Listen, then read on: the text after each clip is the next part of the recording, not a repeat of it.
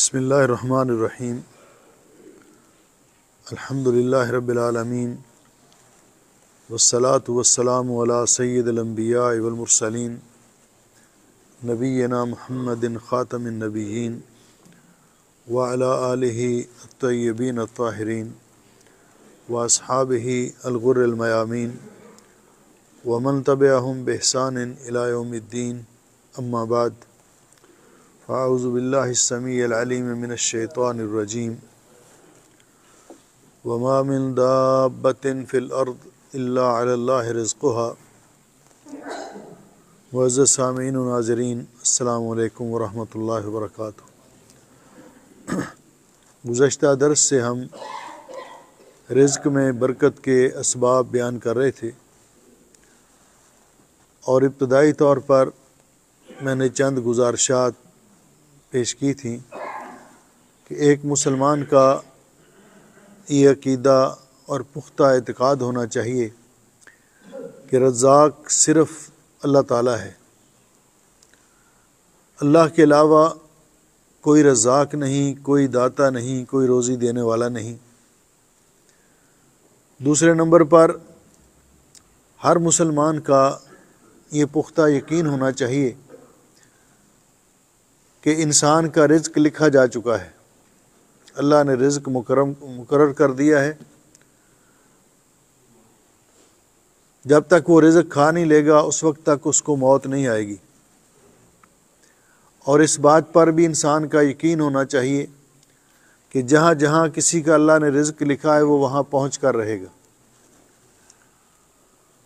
اور اس بات پر بھی ایمان اور یقین ہونا چاہیے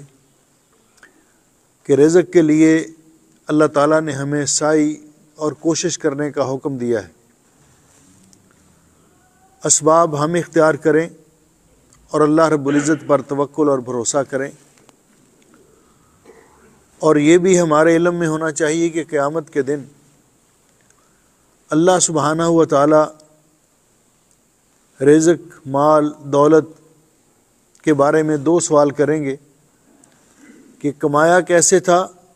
اور خرچ کہاں کیا تھا۔ یہ بھی ہمارے نوٹس میں رہنا چاہیے کہ یہ آدمی کوئی سمجھے کہ میرا مال ہے میں جو مرضی کروں، تو یہ بات نہیں ہے۔ ہم اس دنیا میں رہ کر اللہ تعالیٰ کے اوامر اور احکام کے پابند ہیں، اس لیے مال کے بارے میں دو سوال ہوں گے کہ مال کمایا کیسے تھا، حلال طریقے سے یا حرام طریقے سے، اور پھر خرچ کہاں کیا تھا۔ پھر اس بات پر بھی ہمارا ایمان اور یقین ہونا چاہیے کہ اللہ تعالیٰ رزق اللہ تعالیٰ کی نعمت ہے، اور نعمت نیکی کرنے سے اس میں برکت ہوتی ہے، اور گناہوں کی وجہ سے رزق میں سے برکت اٹھا لی جاتی ہے۔ اس کے بعد میں نے رزق میں برکت کے اسباب جو قرآن و حدیث میں بیان ہوئے ان میں سے 4 سبب آپ کے سامنے بیان کیے تھے۔ پہلے نمبر پر تقوی، کہ انسان تقوی اختیار کرے، کیونکہ اللہ رب العزت نے فرمایا من یتق اللہ یجعل لہ مخرجا، جو شخص اللہ سے ڈرتا ہے، تقوی اختیار کرتا ہے، اللہ ہر پریشانی اور تنگی سے نکلنے کے لیے اس کے لیے راستہ بنا دیتا ہے۔ وَيَرْزُقُهُ مِنْ حَيْثُ لَا يَحْتَسِبُ، اور اللہ اس کو وہاں سے رزق عطا کرتا ہے جہاں اس کے وہم و گمان میں بھی نہیں ہوتا۔ دوسرا استغفار، اور اپنے گناہوں کی معافی مانگتے رہنا۔ تیسرا اللہ تعالیٰ پر توکل اور اعتماد کرنا، بھروسہ کرنا، محنت اور کوشش کے بعد اللہ پر اعتماد کرنا، توکل کرنا۔ اور چوتھا اللہ تعالیٰ کی نعمتوں کا شکر ادا کرنا۔ یہ 4 سبب پچھلے درس میں نے بیان کیے تھے۔ یہ شکر کے بارے میں ہم گفتگو کر رہے تھے لیکن ٹائم کافی ہو گیا تھا۔ آج اس کے بارے میں کہ اللہ کی نعمت کا شکر ادا کرنا، اس کا طریقہ کار کیا ہے۔ تو سب سے پہلے شکر ادائی کے لیے ضروری ہے کہ انسان اس بات کا اعتراف کرے کہ میرے پاس جو بھی نعمت ہے وہ اللہ کی عطا کردہ ہے، وہ نعمت صحت اور جوانی کی شکل میں ہے، مال اور اولاد کی شکل میں ہے، کوئی بھی نعمت ہے، کیونکہ اللہ رب العزت نے قرآن پاک میں صاف صاف فرمایا ہے وَمَا بِكُم مِّن نِعْمَةٍ فَمِنَ اللَّهِ، جو بھی تمہارے پاس نعمت ہے وہ اللہ کی دی ہوئی ہے، ہمارا اپنا کچھ بھی نہیں ہے، ہمارا اپنا کچھ بھی نہیں ہے، یہ اللہ کا دیا ہوا ہے، اصل مالک اللہ تعالیٰ ہے۔ اور دوسرا کہ اللہ تعالیٰ کا شکر ادا کرنے سے اللہ تعالیٰ نعمتوں کو اور بڑھاتا ہے، زیادہ کرتا ہے، ان میں برکت کرتا ہے، اور اگر ناشکری کی جائے تو اللہ تعالیٰ وہ نعمتیں چھین بھی لیتا ہے، سلب بھی کر لیتا ہے۔ اس سلسلے میں قرآن کریم میں اللہ سبحانہ و تعالیٰ نے ایک واقعہ بیان کیا کہ ایک شخص بنی اسرائیل میں موسیٰ علیہ السلام کی قوم کے اندر بڑا مالدار شخص تھا۔ اس کا مال کتنا تھا، اس کے خزانے کتنے تھے کہ آج بھی کوئی بہت زیادہ مالدار ہونا تو اس کو کہتے ہیں وہ وقت کا قارون ہے، وہ وقت کا قارون ہے۔ اللہ تعالیٰ نے فرمایا کہ اس کو اللہ تعالیٰ نے اتنی دولت دی، اتنے خزانے تھے اس کے کہ اس وقت میں نے عرض کیا تھا کہ اے ٹی ایم مشینیں تو نہیں تھیں، کریڈٹ کارڈ بھی نہیں تھے، تو اس وقت مال بھی اس طرح کا نہیں تھا جس طرح کے یہ روپے وغیرہ کے نوٹ ہیں۔ تو اس کے خزانوں کی چابیاں، صرف چابیاں ایک طاقتور جماعت اٹھاتی تھی، اور طاقتور جماعت سے مراد مفسرین نے لکھا ہے کہ اونٹوں کی ایک جماعت، اور بعض نے لکھا ہے کہ طاقتور مردوں کی ایک جماعت۔ وہ ایک دن پوشاک پہن کر، اپنا قیمتی لباس پہن کر عالی شان بنگلے اور محل سے باہر نکلا، تو اس کی ٹھاٹھ باٹھ دیکھ کر، اس کے مال و دولت دیکھ کر، اس کی شان و شوکت دیکھ کر، وہاں جو لوگ تھے ان میں ایک گروہ جس کی نگاہ دنیا پر تھی، تو وہ کہنے لگے یا لیت لنا مثل ما اوتی قارون، کیا بات ہے جی، کاش کہ ہمیں بھی یہ دولت مل جائے جتنی قارون کے پاس ہے، ہمارے پاس بھی ایسی دولت ہو۔ دوسری طرف کچھ لوگ تھے جو اللہ تعالیٰ کے نیک بندے تھے، انہوں نے جب اس کو دیکھا کہ وہ اس پر اترا رہا ہے، فخر کر رہا ہے، تو اس کو جا کر سمجھانے کی کوشش کی۔ وَيْحَكَ لَا تَفْرَحْ، فخر نہ کرو، تکبر نہ کرو، اللہ تعالیٰ ان اللہ لا يحب الفرحین، فخر کرنے والوں کو، اترانے والوں کو اللہ پسند نہیں کرتا۔ اس کو یہ سمجھانے کی کوشش کی کہ یہ مال جو آپ کے پاس ہے یہ اللہ نے دیا ہے، احسن کما احسن اللہ الیک، جس طرح اللہ نے آپ پر احسان کیا ہے، آپ بھی اللہ تعالیٰ کے شکر گزار بن کے رہیے۔ لیکن اس نے آگے سے کیا جواب دیا؟ اس نے کہا انما اوتیتہ علی علم عندی، یہ مال میرے علم اور تجربے کی کمائی ہے۔ لوگ کہتے ہیں نا جی یہ تو اس لیے میرے پاس اتنا مال و دولت ہے، میں کما لیتا ہوں کہ میں یہاں کی لینگویج جانتا ہوں، کوئی کچھ کہتا ہے، کوئی کچھ کہتا ہے، لیکن درمیان میں اللہ تعالیٰ کو بھول جاتے ہیں۔ اللہ سبحانہ و تعالیٰ کو اس کی بات اتنی ناپسند آئی کہ دیا ہوا اللہ کا ہے اور وہ کہہ رہا ہے میں نے اپنے علم اور تجربے کی وجہ سے کمایا ہے۔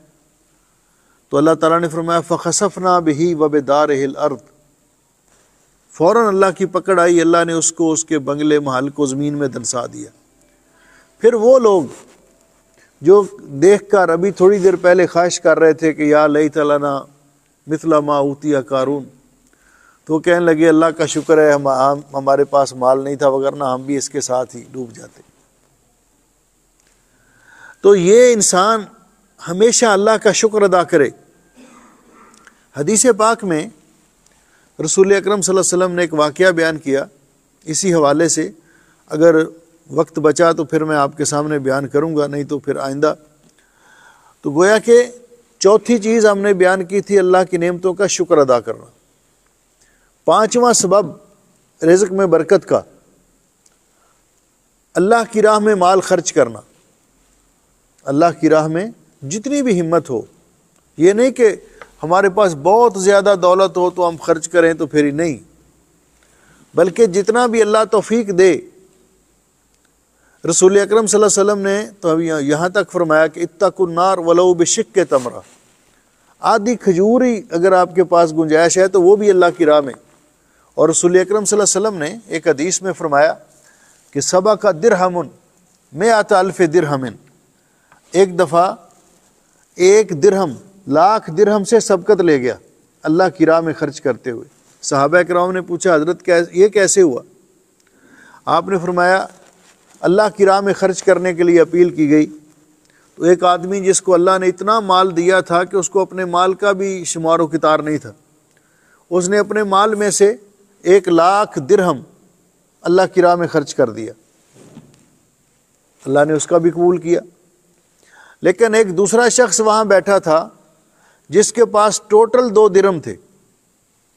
کمائی اس کی جو تھی اس کی جیب میں تھی 2 درہم،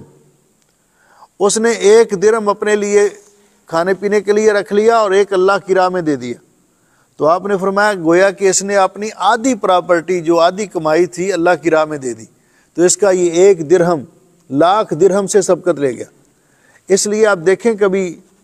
کہ اگر ضرورت پڑتی ہے، ایک آدمی ہے صبح صبح آپ کو ملتا ہے، کہتا ہے یار بھائی میں نے رات سے کھانا نہیں کھایا،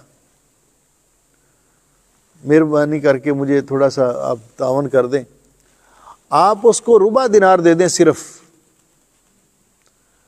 تو وہ ہوٹل پہ جا کے ایک پراٹھا لے لے،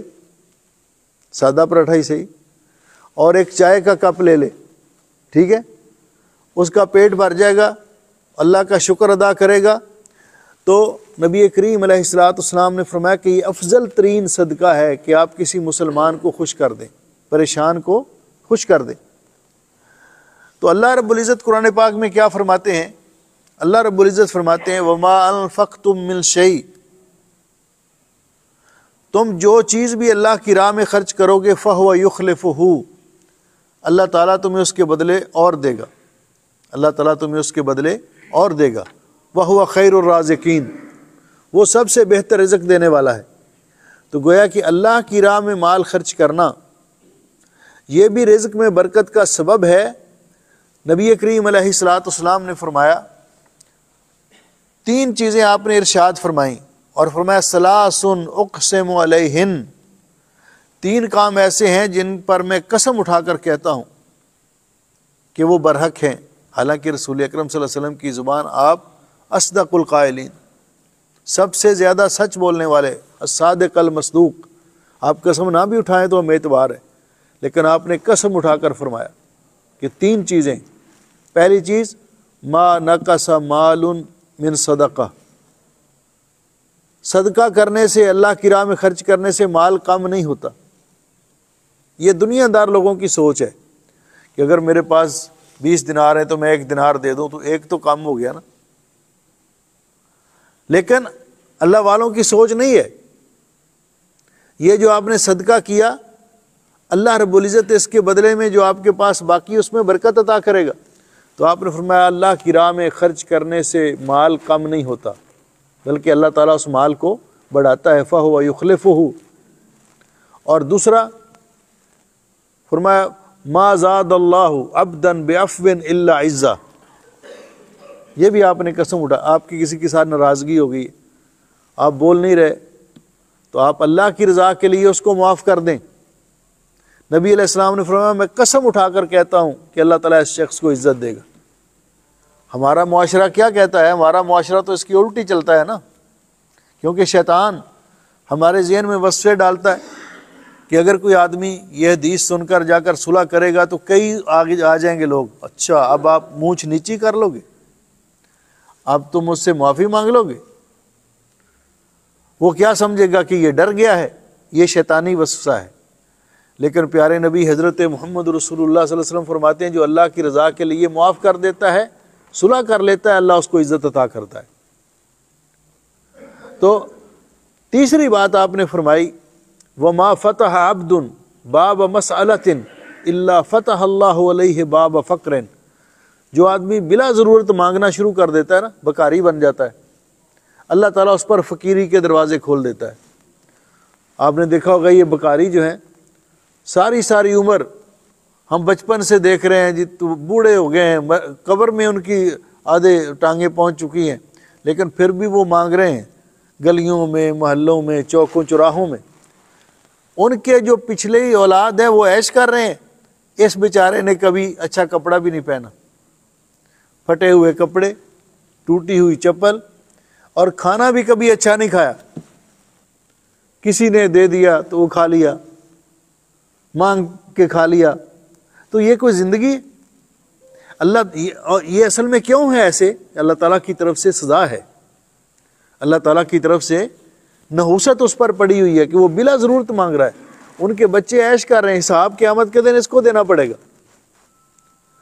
اور یہ تو دنیا میں ان کا حشر ہے، آخرت میں فرمایا جو بلا ضرورت کسی سے سوال کرتا ہے قیامت کے دن اس کے منہ پر گوشت نہیں ہوگا۔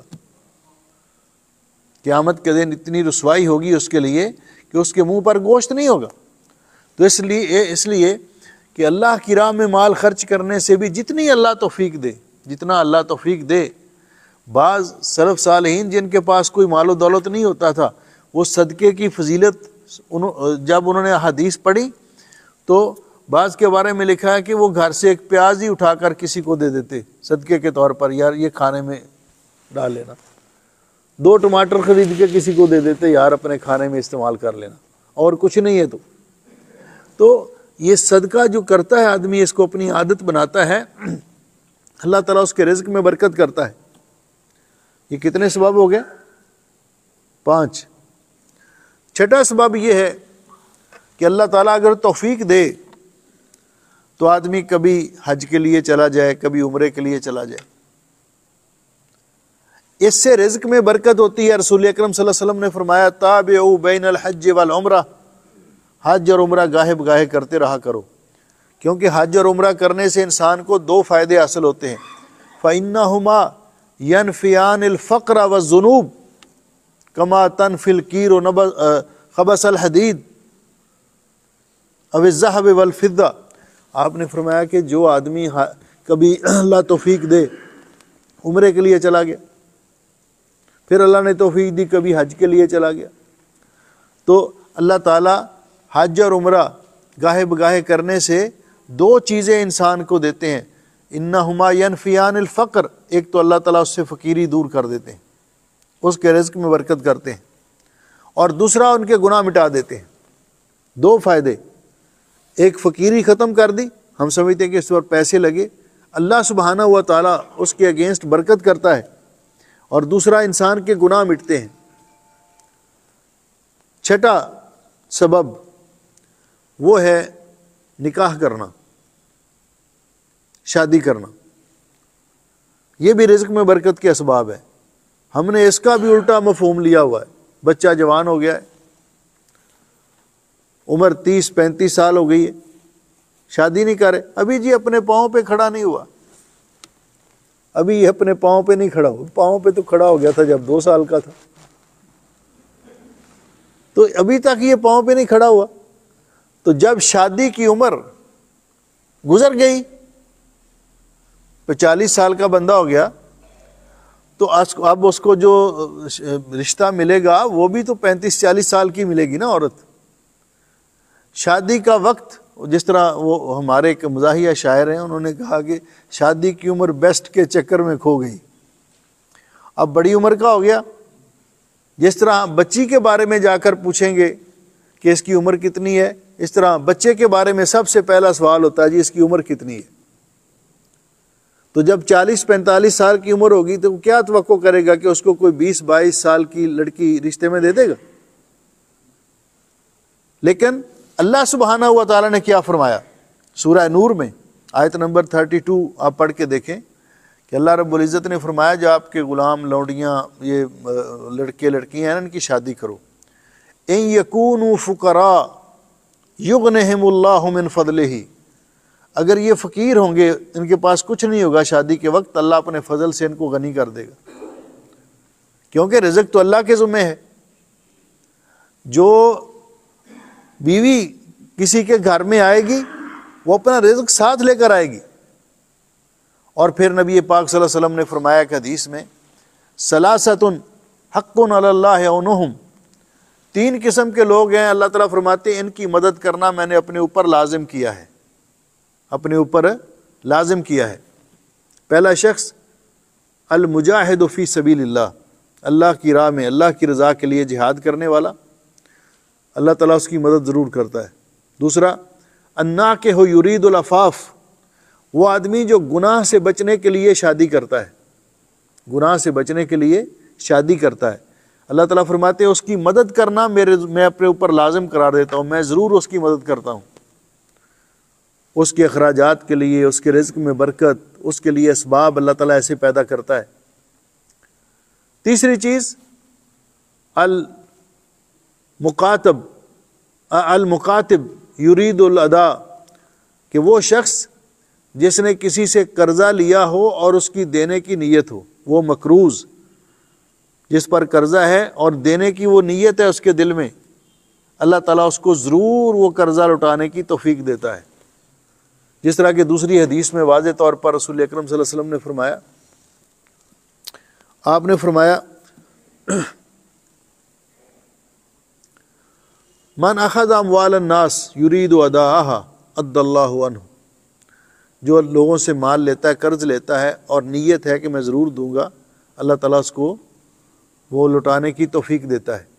ومن اخذ اموال الناس یرید اتلافها،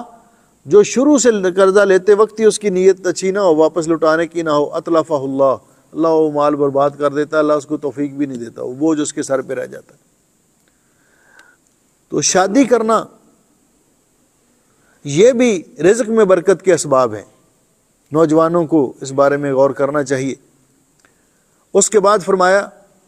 ضعیف اور کمزور لوگوں کی مدد کرنا، والدین ہوں یا کوئی اور لوگ ہیں معاشرے کے اندر جن کا کوئی پرسان حال نہیں، آپ ان کی خدمت کریں، آپ ان کو کھانے پینے کا انتظام کریں۔ تو صحیح بخاری کے اندر یہ روایت ہے کہ رسول اکرم صلی اللہ علیہ وسلم نے فرمایا هل ترزقون وتنصرون الا بضعفائکم، یہ تمہارے ضعفاء، فقراء اور مساکین، آپ ان کی مدد کرتے ہیں تو اللہ تعالیٰ اس کے بدلے میں آپ کی مدد بھی کرتا ہے اور آپ کو رزق بھی عطا کرتا ہے، آپ کے رزق میں بھی برکت کرتا ہے۔ تو ایسے لوگ کہ جو ضرورت مند ہیں، ان کا کوئی پوچھنے والا نہیں ہے، ان کی خدمت کرنے والا نہیں، آپ ان کی خدمت کریں، اللہ آپ کے رزق میں برکت کرے گا، اللہ تعالیٰ آپ کے رزق میں برکت کرے گا۔ اسی طرح